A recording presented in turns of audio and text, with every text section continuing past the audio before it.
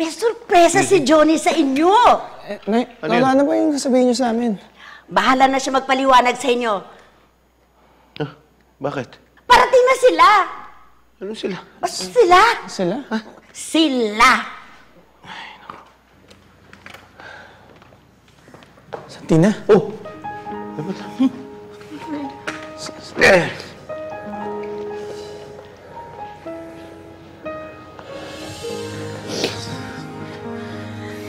Alala ako sa'yo. Akala ko hindi na kita makikita eh.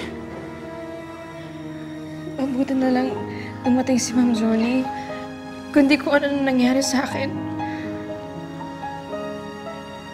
Oo, pinuntahan ko siya sa palengke kasi i-offer ko sana yung dati niyang trabaho.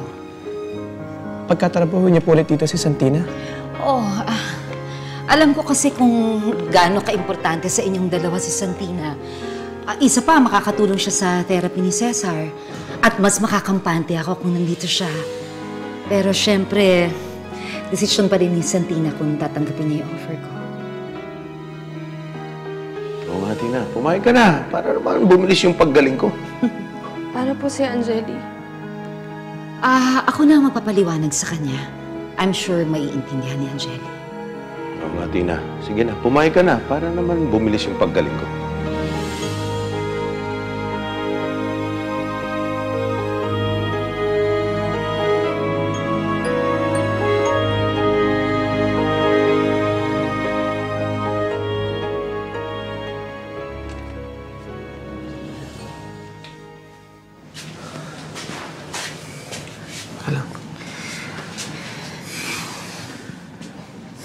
Alam mo, kailangan managot niyang walang yang Jomar niya sa ginawa niya sa'yo eh. Bukas na bukas, i-report natin siya sa pulis. Huwag na, Efraim. Gusto ko nang makalimutan yung mga nangyari. Okay naman na ako eh. Tama-tama lang yung dating ni Ma'am Johnny. Napakaswerte mo sa nanay mo, Efraim. Napakabuti niyang tao. Hindi ko akalain na sa lahat ng tao, siya pa yung tutulong sa akin. Sige. Ay, siguro, mas mabuti pa magpahinga ka na. Siguradong pagod na pagod ka na. Sige. Teka, wala yatang unan sa kakumot dito eh. Ate Noemi! Balik lang ako, Santina. Ate Noemi!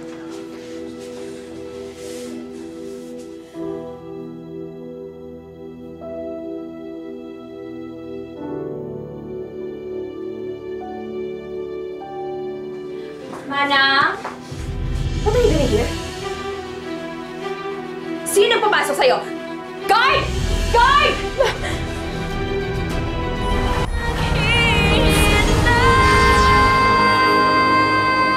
Get out of my house! Alis!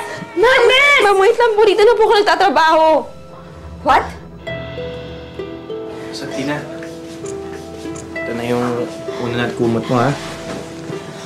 Alam mo, dito na siya ulit nagtatrabaho. Oo. Si nanay mismo nagbalik sa kanya. Si Mommy. Ma'am, alam ko po na may hindi tayo pagkakaunawaan dati. Pero sana po bigyan niyo po ako ng chance para mapatunayan ang sarili ko. Pangako po, gagawin ko po na mabuti ang trabaho ko. Oo nga naman, Angeli. Alam mo, kalimutan mo yung lahat ng nangyari dati. Mabuting tao naman talaga doon si Santina kung makikilala mo na siya ng lubos. Of course. Para sa'yo, I will do my best.